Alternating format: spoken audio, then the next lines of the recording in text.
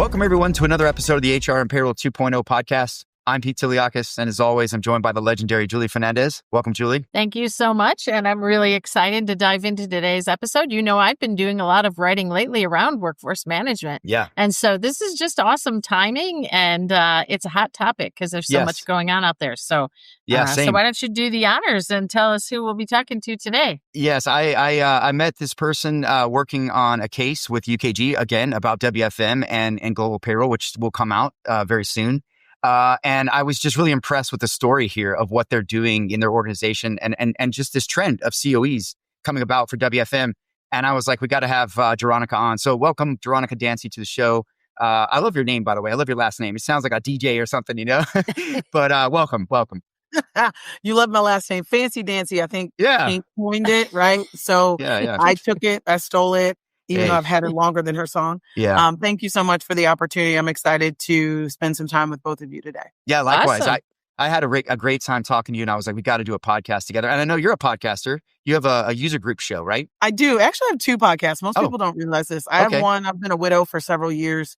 So I have one where we talk about grief, but it's like funny. So a lot of people think it's really sad. It's about how you can make it through grief and it's happy. And then we talk tech on our UKG logging in UKG podcast with some other customers of UKG that we decided to just get together and really talk about tech and the UKG landscape. Very cool. I love that. Everybody handles grief differently. You know, and some folks it's laughter. So yeah, that's great.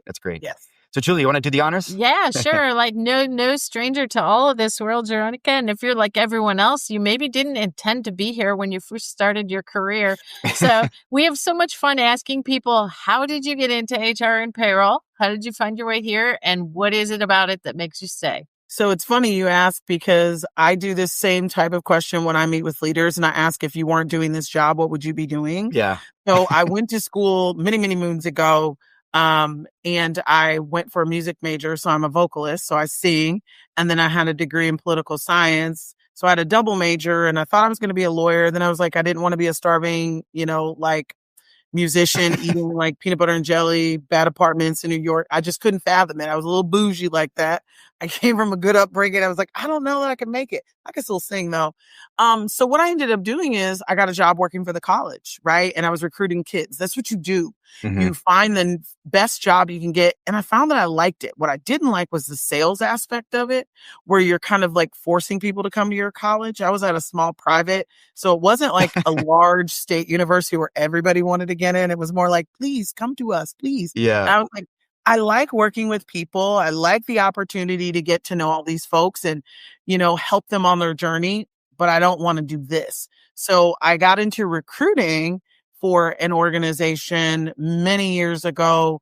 And I said, well, I kind of like HR. This is fun. So I started in recruiting, and believe it or not, I've snaked my way through different aspects. I've done compensation. I've done benefits. I've done even safety. I was a safety manager for years. Oh my. I've done it all. And then somewhere I got the tech bug, right? So as I was in that journey, I always got a chance to play with systems. I never thought I'd be a techie, but somewhere down the road, I was like, I love blending people with technology. I love the aspect of learning, and this is really cool. And then I said, hey, there's this thing called HRIS. It was very new. I was like, what is it? What do you guys do? Like, ooh, and they're like, I for HR. And I was like, oh, that sounds cool. I want to do that. And I find that no one really wants to do that. Believe it or not. There's not a lot of not people. On purpose. Yeah. I know, right? So, but I stayed, right? I got an opportunity to still grow in the HR space, still lead, be a change agent. I really, really love learning and development. That's very important to me. So organizational leadership was super important. And so I woke up and I said, I think this is it. This is my niche. Having technology, but also still being forward thinking for the person, right? The people are what make everything. Yeah. So I still got that aspect, and that's what HR brings. But then I got to use skills that I'm really good at, which is the technology component.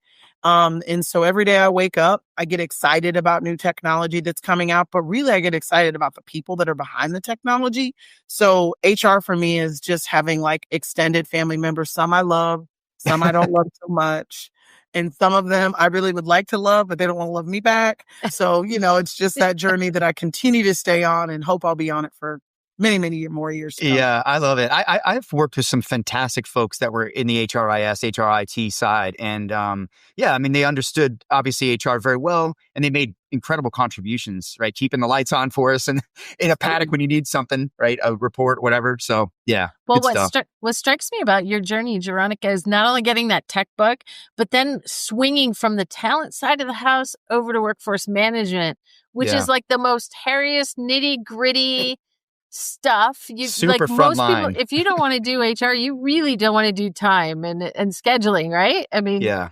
it just feels like it. But the reality is I said people, and that's where your Yeah. people are. I'm in manufacturing. Most organizations have a front line of some sort, but everyone has employees that work for them. Right. And 90% of organizations, there's some sort of time tracking you've got to do in some capacity. Right. And this wasn't something like I woke up and ran into. It was like a brick wall that just kept slapping my forehead, because I was in the middle of like launching an HR tech team at Amsted where I work. And I kept saying, we have these systems that just don't work. Yeah. And this was one space. And then I moved from that division that I was in to the parent company, and I took the project with me. Yeah. And now the project has become a role. It's become a journey. It's become expansion. It's become development for me, which has been super exciting because I thought about it like you did, Julie. I really was like, who wants to do this? And I remember saying, I don't want to do this for 3 years. Like, I don't want to be in implementation land. Please, like, how do I get out of it? It feels that way sometimes. Yeah. But then I'm at ops and, I'm still here and I get to do other stuff all the time, but it's the lifeblood, right? I mean, it's the lifeblood that connects the people to the pay. And so it's nitty gritty. It's convoluted. It's totally messy. It's very local, and it's really important to them. It's the heavy lift for a lot of companies. I don't know if people realize it's a big, heavy lift too. And look, I always tell people, like, I don't know about you, Jeronika, but like, I feel like with every one of those really rough projects, these transformation projects, as painful and as hard as they are, I got a degree of some kind out of it, right? I mastered some skill. Sometimes it was just adult daycare, running around getting people to do their jobs, but the reality of it is like, I really did learn a tremendous amount from that experience and from that pain that I use, in many ways. So it's a great, great experience for everyone. So tell me about Amsted. Like, what's life like there? What's sort of the culture, how you guys look at tech, what you're dealing with from a workforce management perspective, all that? Well, I'll tell you, I started almost 7 years ago, and I was in one of their subsidiaries, Amsted Rail. So the rail division. Stood up the tech team there and honestly helped to stand it up at every other Amsted business. And there's multiple under the umbrella. A VP that retired last year, she saw me. She was actually in another business and she said, hey, I want you to come work with me up here. And I'm going, why? Like, this seems unfun. There's 40 of you guys up there. What can I know what I can do because I've worked at parent companies before, but I'm like, what's your vision? Like, I like being in this subsidiary. I think we can go far. But then we had a vision, right? And they went with it. To be honest, I applaud them because I've worked for a lot of organizations that thought they were really automation and tech forward and they thought, but they weren't. They didn't invest in it. They didn't invest in the people. Yep. But Amsted's very different. They put a lot of energy and time into not just investing in the tech, but the people that are behind the tech, right? Yeah. And normally you do that in IT, but when you're in HR, what do we say? We don't spend money, right? We are supposed to be the cost savers. But the reality is the systems are getting more complex. You need more people to run them. And if you want to standardize, you want to streamline, you want governance, you want all those things, you need a team of people that not only keep the lights on, but they're forward thinking about what's next based on the organizational goals. And so for Amsted, I applaud them. They do a really good job of continuing to not only just support that mindset, but invest in the people and the technology. There's not a time, and this is not common, where as an HR person, I go to the leaders and I say, we need this, and it's going to cost X amount of dollars. Yeah. That they just don't bat an eye. They're not thinking to themselves always, what's the ROI? When are we going to? It's more like, give me the business case. Is this right for our people? Is this going to empower our leaders? Is this really going to move us towards the goal that we're after? Is it? Okay, great. What do we need to do? That's so rare. Yeah. It's so rare. It's a great culture. So there are days that Amsted gets on my nerves, Yeah. and I have no problem saying it. But then I remember moments like that. Yeah. And I don't know if that comes from us being an ESOP company and being all, individual owners, or just the fact that it's their lifeblood, Yeah. right? They really care about this. And it's been a great organization to work for. It's been a great teams. I've got a lot of wonderful leaders and partners that have allowed me to be myself and really believe in the vision. I Yeah. always say it's a vision. It's not just they have to get along with the vision. When they got Yeah. along, we're rocking and rolling. It certainly helps that you have that culture. I mean, that's a massive win for success. But there's two things there that I think that I would point out that I'm trying to talk about in my research. And one is the attitude towards this being an investment and not a cost center, number one. And number two, you have that support for your vision, right? You've got a vision at all. We don't often see everyone start with a vision. We see people go off and do transformation, but they don't actually have a destination. They're just buying tech and thinking, well, that's going to be it. So you've got a great foundation there. So tell us about Amsted though, because I know a little bit about it, but tell me about the diversity of the business. You guys are a manufacturer, but talk about the business 100%. itself. So Amsted is a global diversified manufacturer, spans across 17 countries, around 17,000 employees. Mm-hmm. We are in obviously North America, South America. We've got EMEA, we've got APAC, a little bit of everywhere, right? It's really cool. We're made up of 4 major companies that roll up into Amsted, Amsted being the parent company. Parent in the sense, I like to say parent, other people say investment or whatever. Like I a say portfolio. I say parent because with a parent, a true parent, you let your kids go do, but you also kind of keep them under the family. And that's kind of what I look at Amsted as.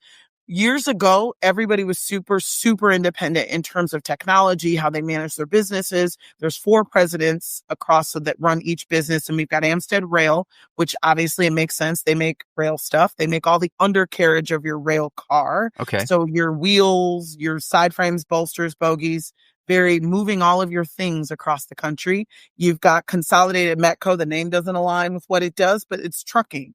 It's large overhaul trucking. So they make all the parts on trucks and things of that nature. And then you've got Amsted Automotive. Automotive is the key word there. They make parts for automotive vehicles, right? And very big in that space. And then we've got Baltimore Air Coil. They are the cool kids, we call them. Yeah. They're the cooling companies. So they make all the large cooling towers. They're doing all the meta towers. So that's pretty common now, what you see.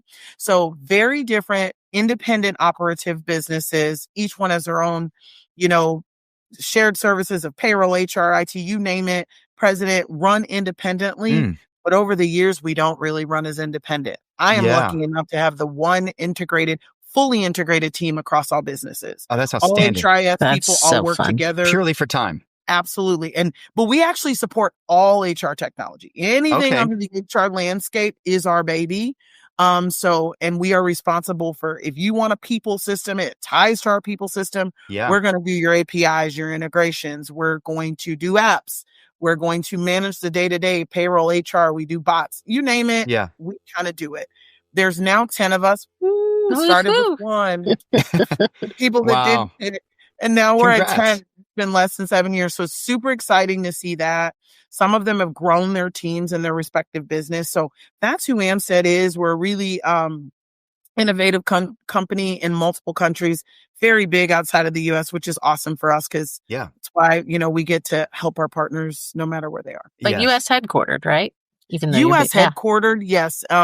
And it's kind of weird, kind of have a lot of mini headquarters. Isn't that weird when you have mini headquarters? But yes, we are all U.S. headquartered. Sometimes I feel like we're headquartered in Mexico, though. But, that's okay. We love our Mexican counterparts. So with that sort of autonomy that these businesses have, though, you're on a single solution for your core HR and it sounds like your time, I imagine, payroll and other things as well. We are on a single solution for HR in U.S. and Canada. For time, we are getting there. For other one, it's independent depending on the country. My vision, let me sprinkle a little bit of my vision, is I know that it doesn't logically make sense to put everybody on maybe one global solution unless and I'm not plugging names here, but let's be real, unless you're looking at an Oracle, you're looking at an SAP or something of that nature. you probably aren't going to be able to fit all of the rules, Yeah. all the compliance that you've got, and really also give that user experience that's important Yeah. in country. Right. So what I think is the vision for Amsted, we're really thinking about that US and Canada will always kind of share the same systems. And that's why we're on this workforce management journey. But maybe it's regional. Mexico doesn't all have the same system today, but that's a journey that we're thinking through. Asia already, everybody in China use the exact same everything. And I love that. That's great. Because they're very unified. It's like, it doesn't matter where they work. They're all getting that value. That's great. That's cost and everything, right? We got to throw in, we got to save money. Yeah. And then the same kind of concept that they're thinking through, even in EMEA and areas like that, they have some of it, but it's not fully baked in, but it's definitely something that we're after. Yeah. Yeah. What is your frontline sort of experience like when it comes to workforce, like time and attendance and scheduling and all that? Is it pretty gnarly with what you have from a manufacturing standpoint? I think it depends, right? We're getting to that gnarly state. I like the way you put that, where it's. I mean, I imagine there's probably some unions here, maybe, and some other things. In the U.S. alone, we have 15 unions. Have to be, right? So, right. And one of the divisions has 11 alone. So there you go. One of them alone has 11. And rail, if that's not rail has 11. That's exactly what you just, you didn't even blink an eye. You're like, rail. Yeah. She knows us. She knows us. But we have lots of unions in there. But to your point, what it looks like is different. And that's why we're on this workforce management journey. Okay. We historically had disparate systems in workforce management. We didn't own it. That's a project I took with me to Amsted and said, what are we doing here? Right? We've got HR and payroll in the same system. Why do we have 7 or 8? We had 7 or 8 in the US and Canada alone, different time systems. And we still have somebody on paper. Yeah. How about that? Yeah. How about them apples, right? We've been doing this for a long time. What are we doing with Excel spreadsheets? Good grief.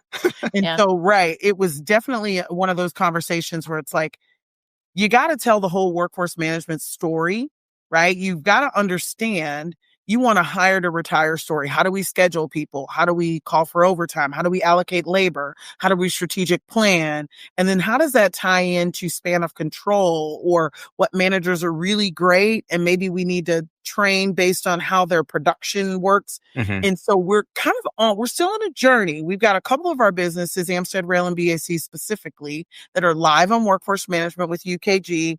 We're in the middle. I'm in the middle along with our team of 2 implementations, one for Mexico and one for another US facility, our Amsted automotive facility. And then Consolidated Metco will kind of bring up the rear in US. But the goal is exactly what you said, Pete. It's really to be gnarly. And I love that you said that, be gnarly in that space where we're actually talking the same, the way you talk talent, right? And it's universal. Time can be universal. We can have individual specialized needs, but still use things like framework to really help us to get the best out of the technology. And also, I'm a big believer, and I don't think anybody's done this, so I'm going to plug this to all of your audience.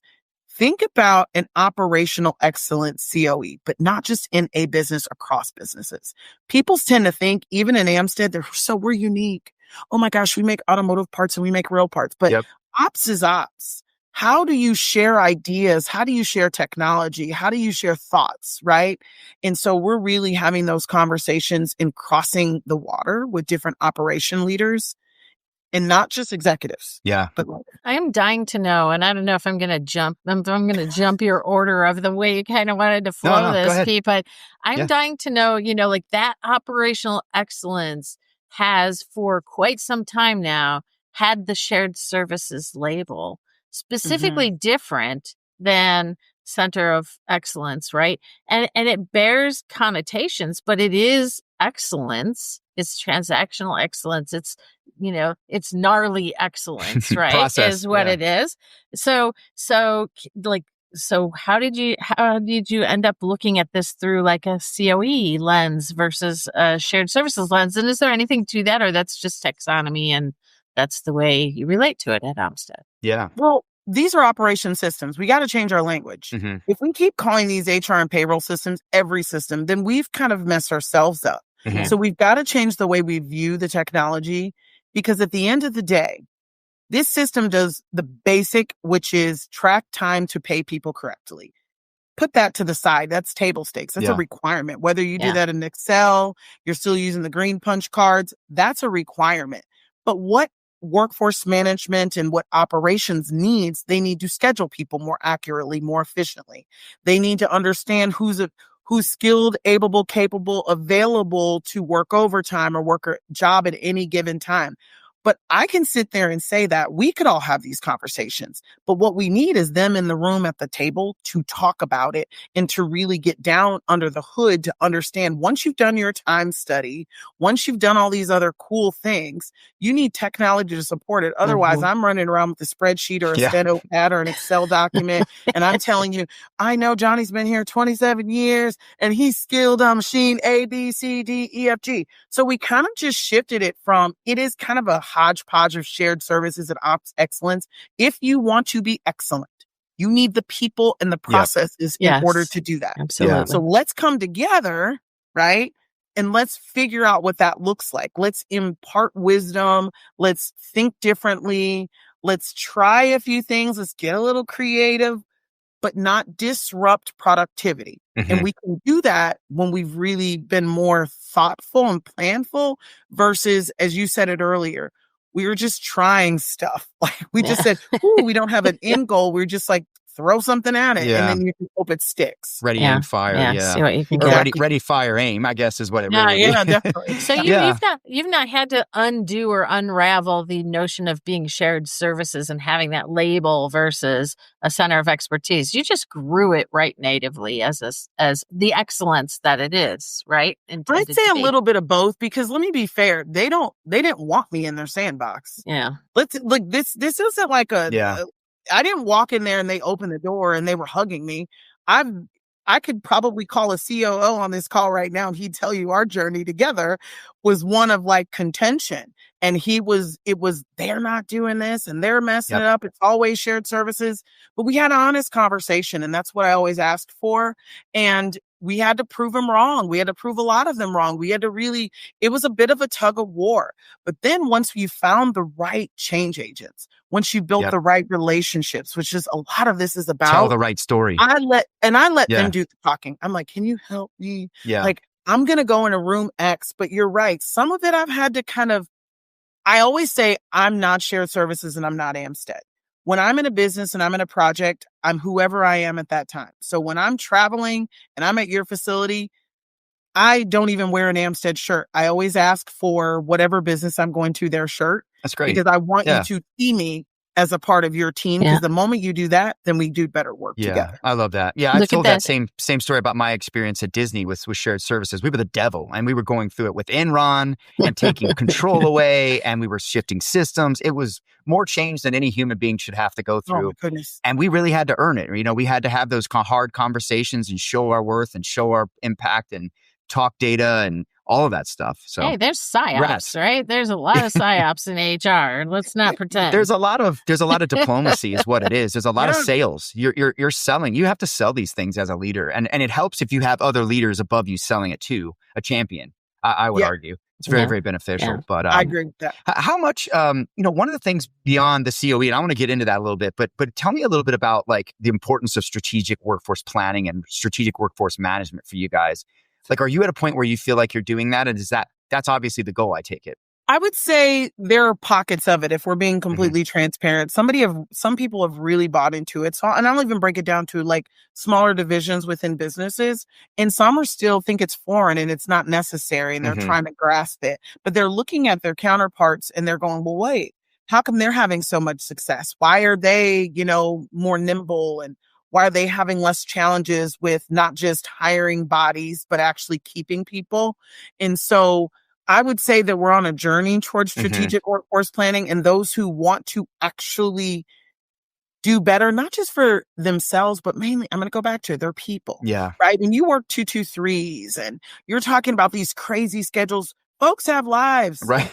They have kids. That's what they care about. If we're not thinking strategically about the number of bodies we need to make parts and what that costs us from a productivity standpoint, and we're just working, then we're in a hamster wheel. But the ones who've said, Jeronika, you got something there, or your team has got something, that's a good idea. And they started putting pen to paper. They brought in the right consultants from a productivity standpoint.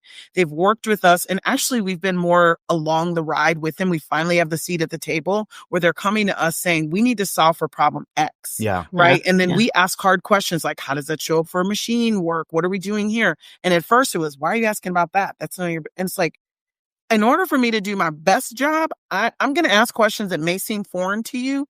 But I would say strategic, we get it. We know it's a necessary evil. Who's going to believe that we have a part to play in that? We're still kind of battling that concept that this group, this team, these systems should be a part of that journey with you and should support the work you're trying to do versus be counterproductive to the work you're trying to do. Some are there, some aren't there. You know what I love about the journey in your direction, Jeronika, is so many people start with the idea of strategic workforce planning through the finance lens, right? So this is macro and it's completely out of touch, let's say, with the people part of all of the stuff that they're doing. And so starting with it through the lens of operational excellence and understanding the nitty gritty and the stuff that really makes it crazy and bringing it up, right, to the strategy, the strategic conversations feels so much more meaningful to me. Otherwise they're just the high level strategy conversations that, really never get into it. Right. Yeah. And I'm curious, just even asking you both a question, I would presume you spoke with a lot of people in your own perspectives that what you seen, because this is where my mind is that we start with finance and we start with the budget, but that's not real when it comes to what it takes to run a line or how much absenteeism we have. And that when we do start on the finance side versus the people side, from your perspective, has that really served a lot of organizations, or are they constantly trying to figure out how to fill the gaps? Yeah. Like that's exactly, you're right there circling exactly where my point is, which is, it's aspirational. It's a target, but it's maybe disconnected from reality. And then of course, as like everybody has to get more efficient every year. So then the target shrinks. It's like, well, how the hell do I make that happen on the other side? And so I think it's a necessary evil that you have to approach it from both lenses. But I don't think that there are a lot of folks who have the acumen and have really dug in the way you have through your operational excellence lens to be able to be informed enough to connect those dots or to be able to add that meaningful robustness, right, to this, what is a budgetary finance type of a process. So it's a line item to someone else, right? Goes back to that selling it, I guess. So maybe that's a great question for you then, is what's the ROI that you need to put your finger on at the end of the day for this? Like, what have you guys looking for? Is it just productivity and efficiency, or are there more to it? Productivity, it's efficiency. Yeah. And not just the people, but the managers is important for us. And then it's also adoption. Like, so from an employee standpoint, if I put in a tool and no one uses it, what do? We wasted money, right? So productivity is important because ops cares about productivity and efficiency. Our organization, when we look at that, I throw in, and this came from my role prior to the role I'm in now, as like employee experience architect. Very fancy title they made up. But basically, I care about employee experience regardless. And the goal behind that role was really to increase adoption, period. Yeah. And if no one's using it, as I just said, there's no point. So for us, you can look at financial dollars behind it, and that's so low on the totem pole with what we're doing. And I'm not tooting my own horn, but I'm a darn good negotiator. So I try to make our bang for our buck is really good. And I'm smart about how we spend. I don't just spend things. I will get it back. I don't want to, because I don't want the focus to be on how much we spent. Yeah. I want to focus on, how do I give back time to my managers so they can do more meaningful tasks? They can be less on the computer. How do we give employees we speak a lot about empowerment of employees. Yeah. How do we empower them with information right on time so that they can, not only show up to work, but also show up at home? Yeah. And so we really do a lot of that. So from my perspective, they need efficiency. They need productivity. They're talking about all those things. That's part of their KPIs. But ours is adoption. Ours is healthy employees, mentally healthy, physically healthy, happy employees. And I think that we in this space, because we are HR, but we have a part to play because the technology empowers them with their own information so they can hold others accountable. Yeah. Jeronika, there's a whole universe of listeners who are screaming right now to know, like, what can I measure? What should I be? Like, what are those low hanging fruits? What, like, help? What do I measure? I do. Yeah. I am a hippie. Listen, folks, I was not born in the 70s, but I'm a straight hippie. All right. So I have been in organizations where it was, how much should we spend? When are we going to get ROI back? When do we get ROI back?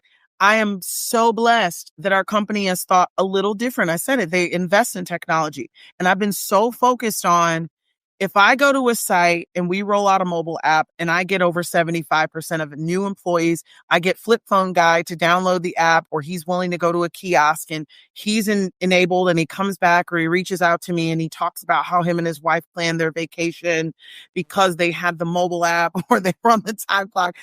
That for us means more to me than we saved $3,000 or $20,000. Because let me be real, systems are getting more expensive. Yep. And we're probably, because of the technology and the more expansiveness in the technology, we're going to spend more. Right. Period. But the outcomes are more impactful. The outcomes, right. It's more valuable because I get my paycheck information. I can do things at home. I show up. I'm happy. I catch a payroll error before payroll is processed. Nice. That's huge, right? Yeah. That to me, and then the manager goes, I spent 5 minutes a day on managing time. That's great. And not only did I manage the time in 5 to 10 minutes a day based on the size of their team, I got to know, where's my projected overtime? Where's my absenteeism criticality? So if we continue on this path, that's going to cost me X amount of dollars. Who's able to be scheduled? What's going on with my scheduling patterns? How can I look at that and reframe that? Are we compliant as it pertains to our union agreement? Because we've looked ahead. If I work this guy this week, we're not compliant. I've caused a grievance potentially, right? Mm-hmm. So that to me is more valuable because they're working smart. No one's tracking. I can call in Jim because I know Jim is skilled. The system called Jim for me. The system gave me a call and said, hey, Jim's coming in. And so I'm tracking different things. Mm-hmm. Finance makes me track money. Let me be fair. Of course. They do. Of course. Yeah. Of course. They always do. Yeah, I just got off a call and it was like, I was like, we got to track that. Yeah. But, I do that. And that's my job, is to help them understand where we are from a cost perspective. And I do that by staying under budget as much as I can. Yeah. I care about the other stuff. Yeah. But you don't have that tied to your neck, right? Like a weight, like, it's got to be cheaper. It's got to be, I think that idea of, look, now when you're buying the SaaS or you're buying services, you're really stepping into an innovation engine that you're not going to buy and build yourself. Correct. It's not going to be necessarily cheaper than what it was in the past. And I think cheaper is not always better, especially in this world. So I love this. I totally hear like the salesman in you, right? Needs to tell the stories because that's what people are going to listen to. And yet you still got to go do the grunt work of figuring out some numbers for the book, for the bookies that are going to track you down. Yeah. Feeling like the gangsters coming after me, Julie. I know. So Jeronika, what's kind of the staffing in this CoE? What kind of skills are you looking for? Are you putting, data scientists? We've seen a bit of that in some for payroll and some other areas in workforce management. Are you looking at that as well? So I'm a snob, and I think my HRIS people are the smartest people on the planet. When we hired them, they all brought different things to the table. Whenever, or some were in the business and we saw skill sets. So we don't have an intention to grow outside of the people that are here on our team, but we do have an intention to bring in business subject matter experts. So if you're respected to a plant, if you're an COOs or even on our CoE, like we have it's a very important operational managers, supervisors, team leaders. We even have some employees that are going to be like, technical production employees, right? Because it matters to get the full lens. But the people that are doing the work are HRIS people. We have folks that are capable.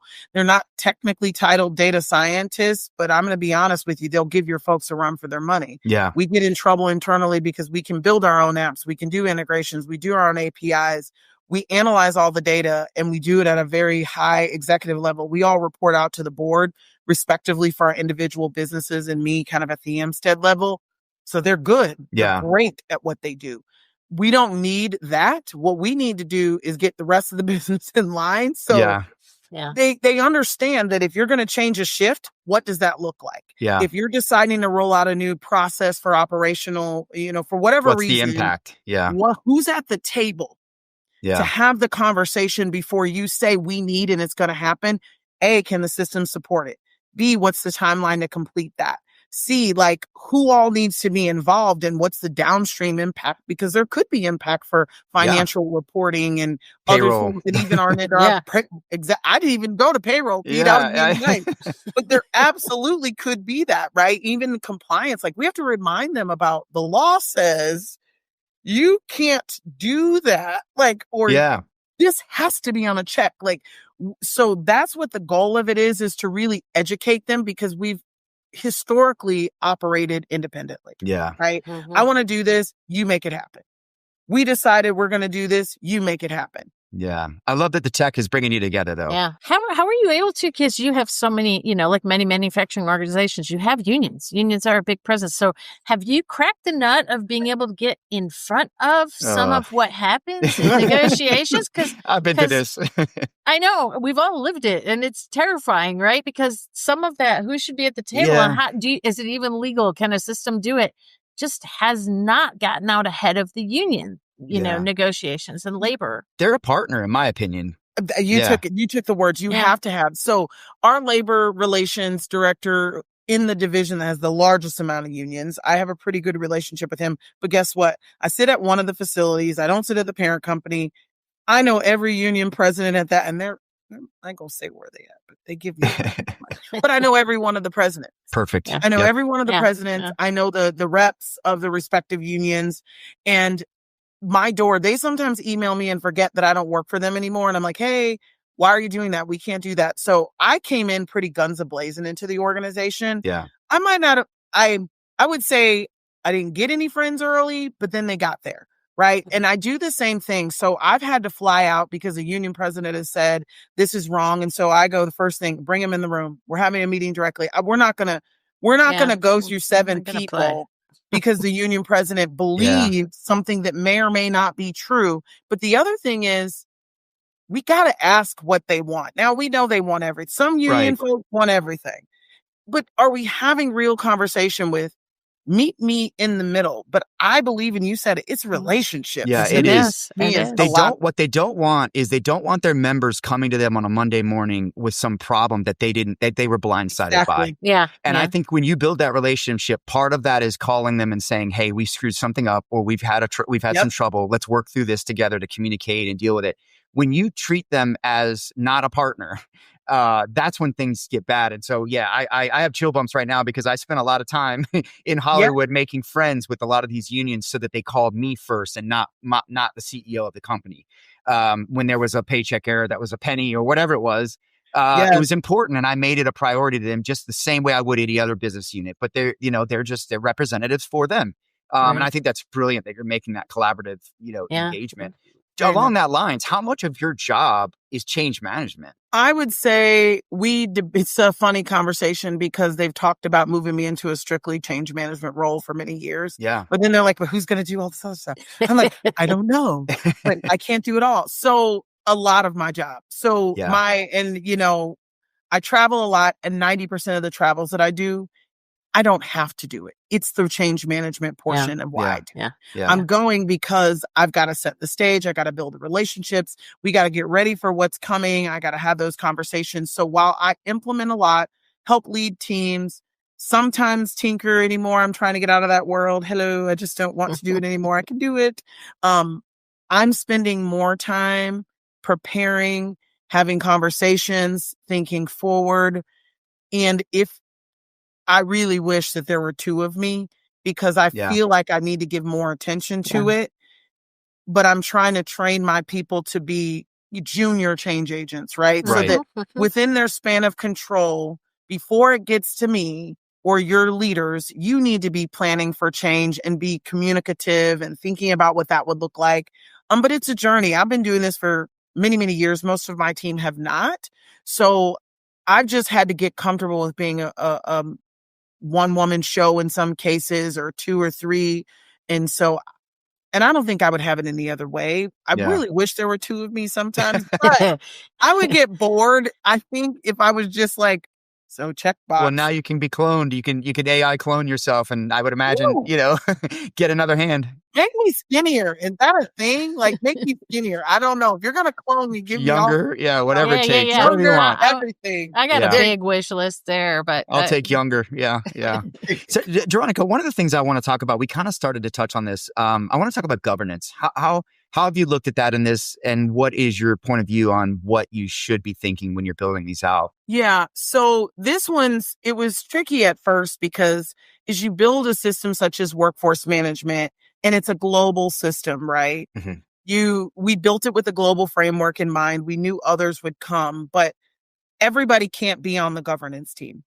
Yeah. I used to call it a red team back in the day. Everybody can't be on that. I know you know that term. Everybody The Tiger Team. It's like went through so many different versions, but everybody can't be on it. So one of the things we really thought about with governance is who was necessary. So, right, who is necessary on a governance? So they can be on the CoE, but maybe not make it to the governance or not the finalization. So who needs to be on it? Why are they on it? Really identifying the why between who is on it. So, and I'll give you an example. So our team is made up of myself, my leader who kind of oversees all of strategy for total rewards and HRIS. And then to be honest, I love him. He's a figurehead though. He's really a figurehead because you got to have some executive that can go and fight the battle when you need them to fight the battle and you're doing the work. And then we have, one of our employees who's within Amsted Rail, but he is the smartest in this space. He knows this system like the back of his hand. Everybody relies on him. I hired him a couple years ago. It's no toot to my own horn. He brought his own skills, but we would be remiss if we didn't, like UKG tries to steal him all the time. That's how good he is. So you need somebody that's beyond a subject matter expert. He doesn't care what business you're in. He knows his stuff. But then we have some other people that have a holistic view of the whole org. So when we think governance, it's really keeping in mind, how does that impact the whole org? How can we let your system have that, or your business have that autonomy without disrupting the whole org? And where does it make sense to split and be apart? We do not want to go back to where we were before, where it's disparate systems in a system. We still want there to be some standardization, and we only need to be unique where it makes sense. Right. Like, and I'm going to use an example because this grinds my gears. When people are like, well, we want it to be called this. Yep. Why does that matter? Like, what matters is we're following a naming convention. It's easy for when you retire or leave the organization for you to document and somebody else to pick up. But if we get so specific on things like names, because in our old system, or we really like it this way instead of that way, we've lost the importance of what it's about, which is managing the work. So that's what our governance team does with the CoE is really, you surface it all up to us. Great. But we will tell you, here are the guardrails. Here's what you have autonomy to make decisions on. Here's where you've got to come to us. And then we have to talk about it and discuss how does that impact what happens here? What do we need to do? And we also fight the fight to be at the table. Like we're the team that goes and says, oh, why weren't we in that call? You expect that to be here in a month or 3 weeks? You can't make it. And here's why. Yeah. You're setting real expectations. 100%. Yeah. Can't just say yes to everything. So look, Jeronika, I want to keep asking you so many questions. I think I say that a lot, but I really do. This is fascinating. I thank you so much for sharing all this. What have you learned that you would say, and I know you're not completely done here. You've got more work to do. You made tremendous progress. What would you say you've learned that you might do differently, or just any advice to folks that are kind of starting off on this? What would you sort of recommend to them? So I'm a go. They always tell me that to pull me back. You don't have to drag me. I'm probably 30 steps ahead because it's just the way I am.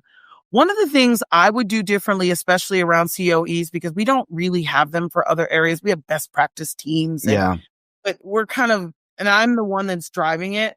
I would have probably built a business case and went to all of my executives early on and got them to buy in, because it took me more time to get them to buy in, and not so much on the COE aspect, but more so of how we're going to keep it going and manage it and why on it, right? Why I asked a COO to be a part of it, why this operational manager who maybe hasn't implemented the system yet is going to be pinged to be on this, and the amount of time we're taking away from their work, why it matters. So that's probably what I would have done, is educate this business particularly, because there's the old way that people probably did COEs or best practice groups.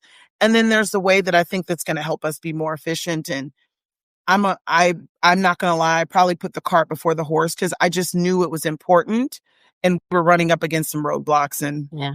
Well, you know what? That sounds like the most sensible what would I do in hindsight thing that I've ever heard, Jeronika. Yeah. But I also think some people who start with that never get any traction. And it just floats out around there, and so the fact that you actually leapt in and had a bunch of stuff going on, you probably wouldn't have had, your first draft probably wouldn't look anything like it does today, now that you're a lot wiser, a lot further down the road, right? Yeah. It's like a damned if you do and damned if you don't. You want to get there, but is it awesome. real? It's only real when it gets legs, right? That's right. Exactly. So, Jeronika, look, thank you so much for sharing all of this. I'd love to have you come back at some point and give us an update on where you landed and how all this, came out. It sounds like it's going really well. And seriously, congrats to you. You've done amazing work, and you've been blessed with a great culture and organization to support that, and met it with the hard work and the vision. And I applaud you, because I think you're probably a unicorn amongst. There's not a lot of you out there in terms of this maturity, in my opinion. Let's be honest. If the culture in Amsted weren't what it is, somebody that could be a unicorn can just get horribly frustrated, burn out, and give up the ghost, right? Yeah, so it was like a match made in heaven. You're a business leader, right? You're not just, I think we've got to get that in our heads about HR, payroll, workforce management. They are business leaders who are leading very critical business processes and very critical outcomes that we cannot continue to look at as a cost center. We've got to look as an investment center. So I love that you've got that lens already in your leadership. Absolutely. So congratulations. So look, where do you best want everyone to try and reach out to you? I'm going to put your links in here. I'll have the link to the ebook that we wrote on globally integrated payroll and time that tells your story. But where else would you like us to connect with you at? I'm a LinkedIn junkie. It's like my Facebook/Instagram for everybody. Follow me on LinkedIn. Who knows? You might catch something good. I got to do a couple more posts. I'm always thinking about what the people want to know. Or usually it's just me ranting about what I feel about something at this point in time. It's like, I told you, it's like my Instagram, but I'm on LinkedIn. I love to connect with users. I love to connect and talk with folks. Do not blame it on my head, not my heart, if I don't get back to you right away.